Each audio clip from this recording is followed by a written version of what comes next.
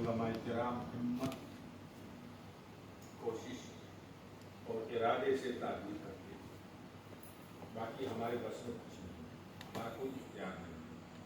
सारे भाई पढ़ रहे ला हौला वला कुव्वता ना हमें नेकी की कोई ताकत है, न बुराई से बचने की हमारे अंदर कोई हिम्मत है।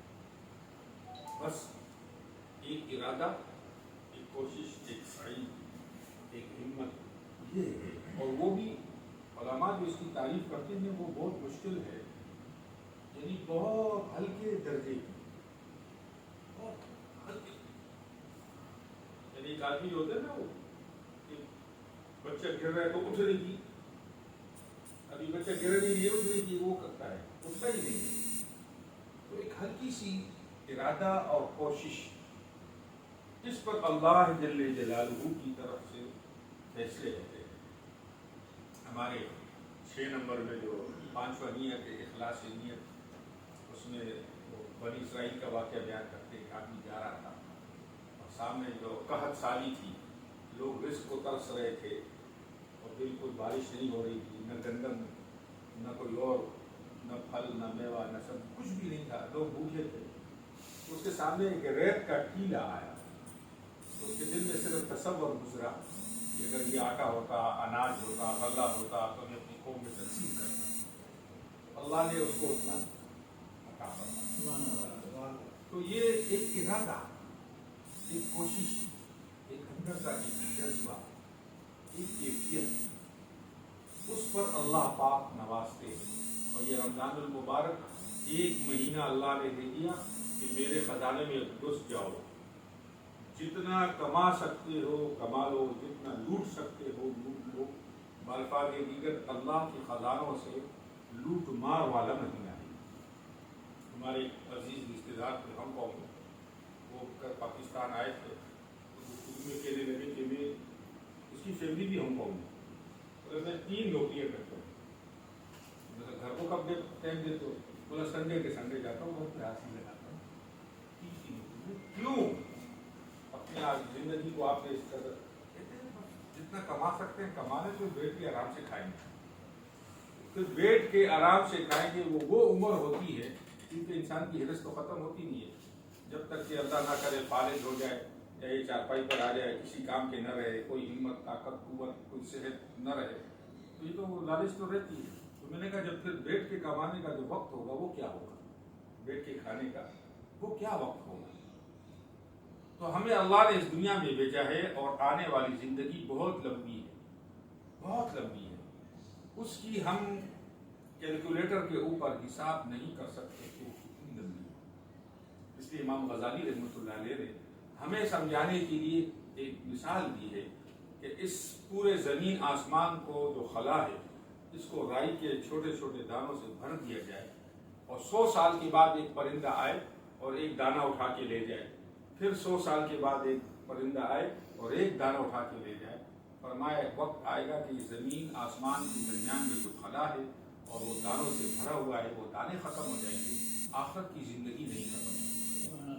तो ये थोड़ी सी ज़िंदगी है, और इस ज़िंदगी को अगर आप ज़रा सा हिसाब किताब कर ले, एक मिसाल, ज़रा अच्छी ज़िंदगी 70 साल तक की होगी, तो 70 साल में आप देखें आप सोते कितने हैं, आपकी दीगर हवाएं इंसानिया ज़रूरिया, उसमें कितने वक्त गुजर जाता है, बचता क्या है?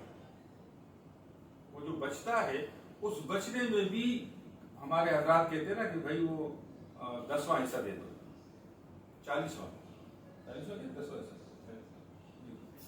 10वां हिस्सा, साल के 40 दे देना, पूरा 10वां हिस्सा दे देना। तो मकसद ये है कि बस ये महीना है और इसमें अल्लाह ने क्या कहा, मैंने रमजान क्यों दिया? लअल्लकुम तत्तकून, तकवा इख्तियार कर लो। अब आप खुद देख ले रमजान में आदमी किस तरह अल्लाह की तरफ होता है और कैसे मन चाहता है कि कुछ नेकियां कर लूं, गुनाहों से बच जाओ। तो यही पूरी जिंदगी अल्लाह हमसे चाहते हैं, हम मुत्तकी बन जाए, तकवा बन जाए। और तकवे में 3 अहम चीजें हैं। तो मुल्ज़ा आप तकवा करते हैं, तकवा है क्या? अब मैंने कहा गुनाहों से बचने का नाम तकवा है, गुनाहों से बचने का नाम तकवा है। نیکیاں کر نہ کر لیکن گناہ سے تو بچ گیا، یہ سب سے بڑا کمال ہے۔ ہوتا کیا ہے کہ بعض اوقات ہم نیکیاں بہت کرتے ہیں لیکن ساتھ میں ایسے گناہ کر جاتے ہیں جو نیکیاں ساری حقارت ہو جاتی ہیں۔ تو گناہوں سے بچنے کا نام تقویٰ ہے۔ اور گناہوں میں سب سے بڑا گناہ کیا ہے؟ شرک۔ ہماری زندگی میں شرک نہ ہو، اللہ کی ذات میں، صفات میں، عبادات میں کسی کو کسی بھی طرح ساجدار بنانا، پارٹنر بنانا، اللہ کی ذات و صفات میں کسی کو شامل کرنا، شریک بنانا، یہ شرک ہے۔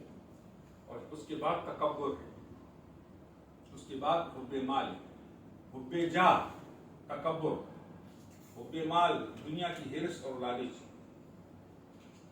اس میں سب سے بڑا جو آج اس وقت ابھی وہ بھائی چلے گئے، بڑا اچھا سوال کیا افطار کے دوران کہ یہ جو موجودہ حالات ہیں اس میں بات کیا ہے، بنیادی مرض کیا ہے، اس وقت بگاڑ ہے جو حالات کا اور پوری دنیا میں، تو وہ یہ ہے کہ تکبر اور حب جاہ ہے، یہی تمنا کہ رہوں سب سے بالا، ساری دنیا میری واہ واہ کرے، وہ زینت نرالی ہو فیشن نرالا، کیا یوں ہی جیا کرتا ہے مرنے والا، حسن ظاہر نے ہم کو دھوکے میں ڈالا، میں سب سے اعلیٰ کہلا ہوں، میری سب مان کے چلے، میں سب سے اونچا، سب مان جائے کہ ہاں یہ، اور یہی چیز سب سے بڑی خطرناک ہے۔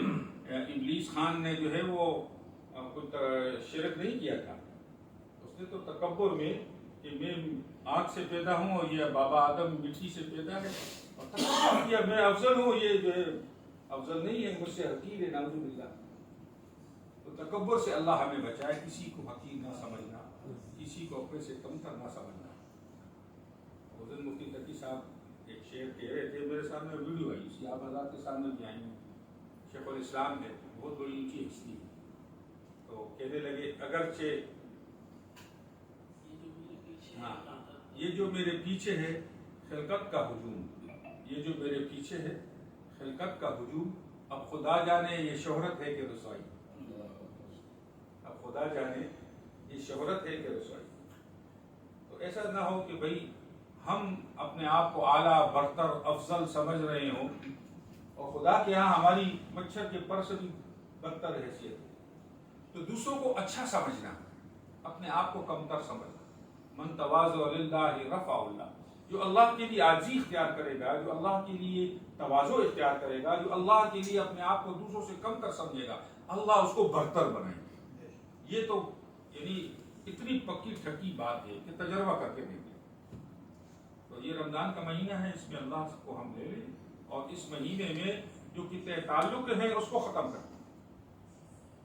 جو قطع تعلق اللہ بھائی وکاس میں اکثر جگہ ان کے ایک چھوٹا سا واقعہ ہمارے ساتھ پیش آیا، سفر میں تھے تو وہی کھانا کھائیں تو پنڈی پڑ رہا تھا، ہم پتہ نہیں کہاں سے آ رہے تھے، مری سے آ رہے تھے، تو راولپنڈی میں کھانا کھانے کا پروگرام بنا، ایک جگہ پر ان کے ایک عزیز مل گئے، تو تڑپنے لگے کہ یار میں ان کو کس طریقے سے راضی کر لوں۔ جب ہم ذہن بنا لیے تو بیچارے گاڑی میں نکل گئے تھے۔ یہ ایک جذبہ ہو، کیفیت ہو کہ ہم سے کوئی کسی کے ساتھ ہماری انبن نہ ہو خامخواہ، اور اگر تم حق پر ہو وہ غلطی پر ہے، آپ حق پر ہو وہ خطا پر ہے، زیادتی اس کی ہے، پھر جو تم پہل کرو گے، آگے بڑھو گے، یا چلو چھوڑو یار جو ہونا تھا ہو گیا، بھائی معافی تلافی ہو جائے، تو جو پہل کرتا ہے اللہ اس کو جنت کے بیچ میں محل عطا فرماتا ہے، اور اللہ اس کو گراتے نہیں، جو اللہ کے لیے اپنے آپ کو گراتا ہے اللہ اس کو گراتے نہیں، اللہ اس کو اٹھاتے ہیں۔ تو تبلیغ میں کیا ہے؟ یہی تبدیلی ہے۔ خان صاحب، ہمارے عمران خان صاحب کو اللہ جزائے خیر دے، اللہ اس کو بھی ہدایت دے، اس نے تبدیلی کا نعرہ لگایا، تو میں اس زمانے سے ہی ساتھیوں سے کہتا ہوں کہ قرآن اور سنت اور احادیث رسول اللہ پر اور ہمارے صحابہ کی زندگیوں کو دیکھیں، آپ انبیاء کی زندگیوں کو، تبدیلی کا تو اللہ نے ایک ہی راستہ بتایا ہے، بابا آدم سے ایدم، ایدم سے تا قیامت ایک ہی راستہ ہے، اور ہر نبی کو ایک ہی راستہ دیا، چینج نہیں آیا اس میں۔ آپ ایسا نہیں دکھا سکتے کہ کسی نبی کو اللہ نے اس لیے حکومت دی تھی کہ وہ اللہ کا دین نافذ کرے، نہیں، سب کو ایک ہے کیا ہے، اور وہ ہے دعوت اللہ، ادعو الی اللہ علی بصیرۃ انا ومن اتبعنی۔ یہ جو باہم ملنا، لوگوں کو دعوت دینا، تبلیغ کرنا، اللہ کے راستے میں نکلنا، ایمان کو سیکھنا، اعمال کو سیکھنا، اخلاق کو سیکھنا، یہ ہے تبدیلی۔ اور یہ ایسی تبدیلی ہے کہ ہندوستان کی سب سے بڑی خانقاہ اور ہندوستان کے سب سے بڑی خانقاہ کا سب سے بڑا بزرگ شاہ عبد القادر رائے پوری رحمۃ اللہ علیہ، جتنے بھی مشائخ 1960 تک ہندوستان پاکستان بننے سے پہلے اور پاکستان بننے کے بعد جتنے اولیاء اللہ ہیں ہندوستان کے، جتنے بزرگان دین ہیں، مشائخ ہیں، وہ سب کے سب بڑے اکابر علماء، اگر میں نام لینے پہ آؤں تو بہت لمبی فہرست ہے۔ یہ بنوری ٹاؤن کے مولانا یوسف بنوری رحمۃ اللہ علیہ، مفتی شفیع صاحب، مولانا ادریس کا دہلوی صاحب، عبدالحق صاحب، یہ بڑے بڑے اکابر، شیخ القرآن مولانا غلام اللہ خان، یہ سب ان کے بیت مرید تھے۔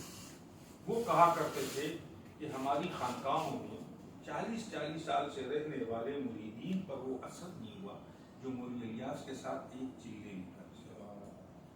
تو کیا ہے یہ انبیاء کا راستہ ہے؟ منہاج علی النبوت بطرز انبیاء علیہ السلام والا راستہ ہے یہ۔ تو جب یہ اس راستے میں آدمی نکلتا ہے تو اصلاح کی طرف کیوں؟ وہ جنید جمشید کہتے ہیں نا، الہی غفلت میں ڈوبا دل بدلتے۔ دل کیوں بدلتے ہیں؟ کیونکہ انبیاء علیہ السلام منہاج علی النبوت کے طرز پر جب یہ نکلتا ہے اور یہ کام کرتا ہے تو اس کی کیفیات، انبیاء علیہ السلام کی کیفیات اور وہ روحانیت کا اثر اس پر آٹومیٹک ہوتا جاتا ہے۔ سب کے ارادے ہیں انشاءاللہ، اوروں کو بھی دعوت دیں گے انشاءاللہ۔